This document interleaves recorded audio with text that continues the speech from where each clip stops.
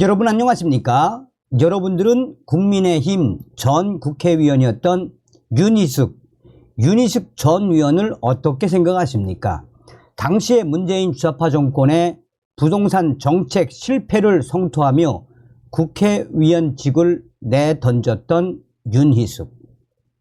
저는 점점 윤희숙 전 의원이 어느 순간부터 윤석열 대통령 저격수 흉내를 내고 있어서 윤희숙 전 의원이 왜 저러는지, 자, 국민의힘 장해찬 최고위원이 윤희숙 전 의원을 발칵 뒤집어 엎었습니다. 또한 국민의힘 갤러리에서는 윤희숙 전 의원에게 이번에 공천을 주면 안 된다라며 윤석열 대통령과 한동훈 비대위원장 이간질 주역 윤희숙 완전히 쑥대밭으로 만든 국민의힘 지지자들, 정성산TV 좋아요, 구독, 알림은 큰 힘이 되겠습니다. 윤희숙 국민의힘 전 의원이 한동훈 법무부 장관 비상대책위원장을 향해 한동훈 올라타야만 하는 호랑이 등이 형성됐습니다. 대세를 거스르기는 어렵습니다. 라며 한동훈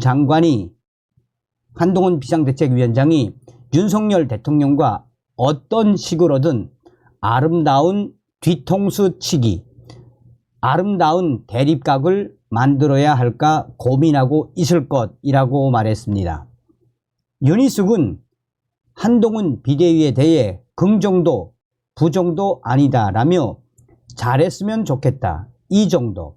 이미 그분의 대중적 인기가 호랑이 등을 만들었다라며, 그러니까 본인의 의지나 당 분위기나 그런 것들이 다 그분의 인기 때문에 이게 올라타야만 하는 호랑이 등이 딱 형성됐습니다.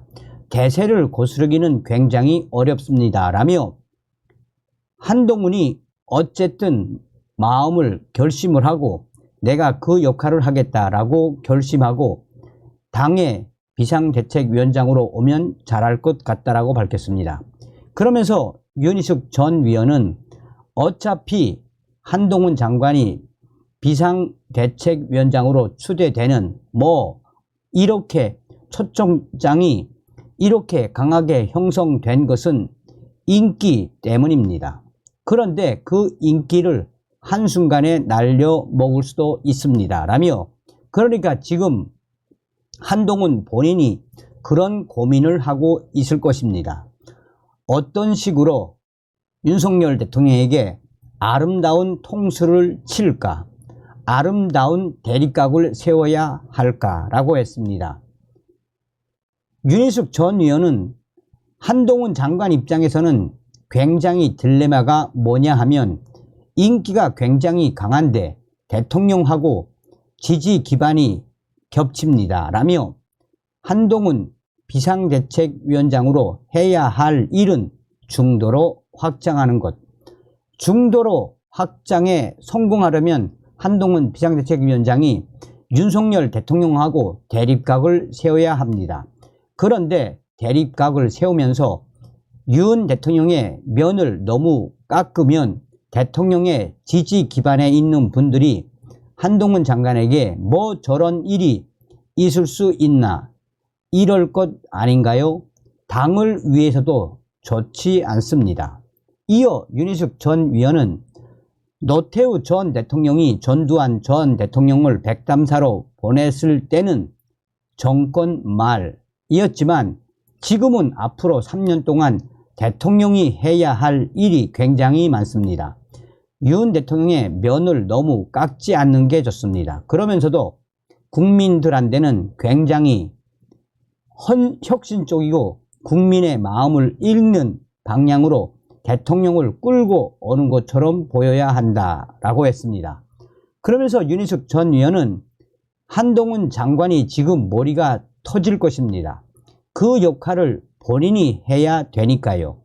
그 얘기를 하려면 윤 대통령의 신뢰 기반도 되게 중요하고, 대통령이 제가 지금 자기 욕심으로 나한테 뒤통수를 친다, 이런 느낌을 주지 않으면서 뭔가 국민들 눈에는 잘 보이는 원활한 의사소통이 필요합니다. 라고 설명을 했습니다.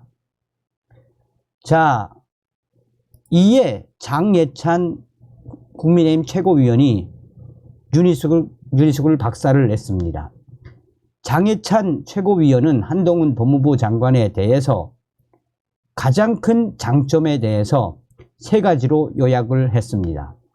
장예찬 최고위원은 한동훈 비상대책위원장 짧게 세 가지의 핵심적인 요소가 있습니다. 한동훈 비대위원장은 첫 번째는 정무적 감각입니다.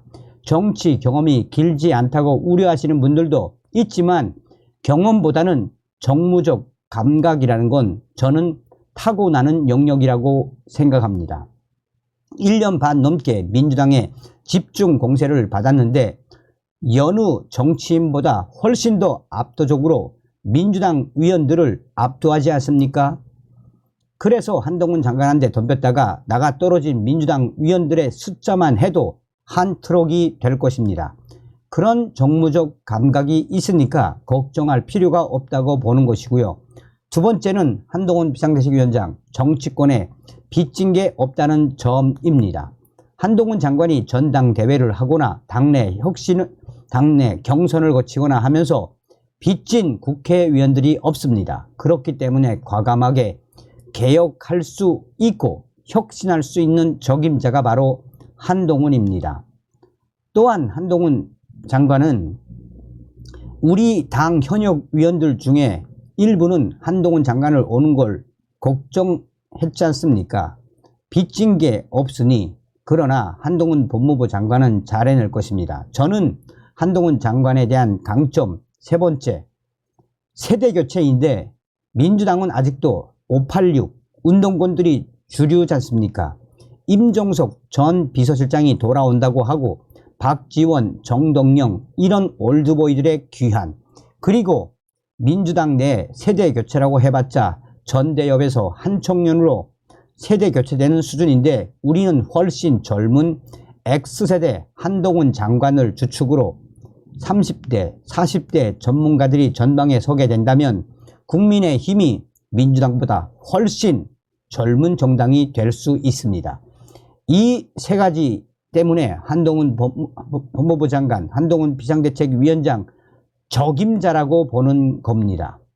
자, 장예찬 최고위원은 그러면서 현재 이 대통령과 또 한동훈 장관에 대한 이간질을 누가 하는지 소상하게 밝히고 있습니다. 지금 소위 우리 당 비윤계라고 부르는 분들이 할 말을 못하고 있나요? 할 말 못할 말 다 섞어가면서 하고 있지 않습니까?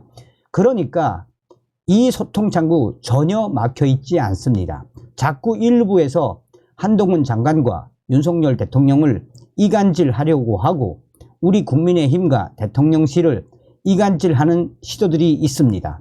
꼭 대통령과 싸우고 대립각을 세워야만 좋은 여당인가요? 저는 그렇게 생각하지 않습니다.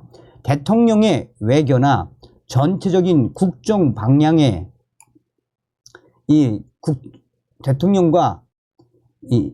대통령의 외교나 전체적인 국정 방향이 올바른 길로 가고 있다면 제대로 힘을 실어주고 뒷받침하는 게 여당의 역할이고 그 과정에서 홍보라든가 또는 절차적으로 좀 아쉬운 부분이 있다면 충분히 바른 말을 할 수 있지요. 그런데 여당이 제대로 일을 하고 있을 때 대통령실에도 당당하게 이건 좀 아쉽다, 고치자라고 말할 수 있는 겁니다. 그런데 여당이 민주당에게 판판이 깨지고 제 역할을 못하면 민망해서라도 그 일을 못하게 되는 거지요.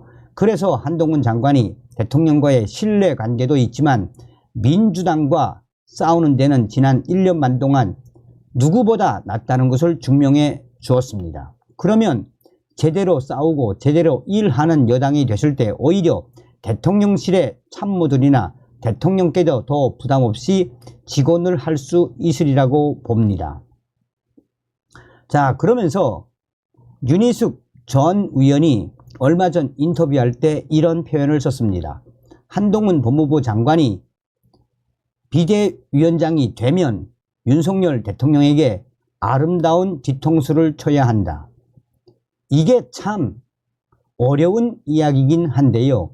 이에 대해 어떻게 보십니까? 그런 표현은? 이라고 사회자가 묻자 장해찬 최고위원은 정치라는 게 다르고 다른 건데 같은 말을 해도 왜 꼭 그런 표현을 쓰나 사실 아쉬움이 좀 들고요. 분명히 할 말은 하는 당정관계가 정립되어야지요. 하지만 지속적으로 당과 한동훈 장관과 대통령실을 이간질하려는 시도에 제가 말려들고 싶지는 않습니다.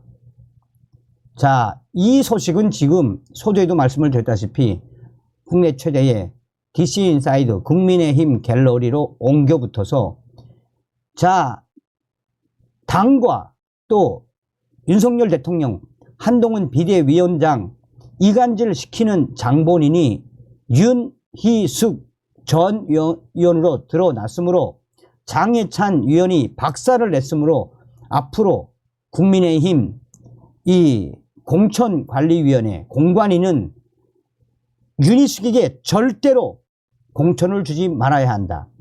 대통령 머리 위에 올라가 있으려고 하는 똑똑한 척하는 윤희숙 쑥대밭으로 만들어 놔야 한다. 윤희숙은 내년 공천 주지 말아야 하며 윤석열 정부에서 왜 윤희숙을 안 쓰는지, 왜 우리 국민들, 국민의힘 지지자들과 한동훈 법무부 장관의 지지자들이 왜 윤희숙을 쑥대밭으로 만들어 놓고 있는지 윤희숙은 똑똑히 깨우쳐야 한다라고 한마디로 수백 명의 네티즌들이 윤희숙을 박살을 내고 있습니다.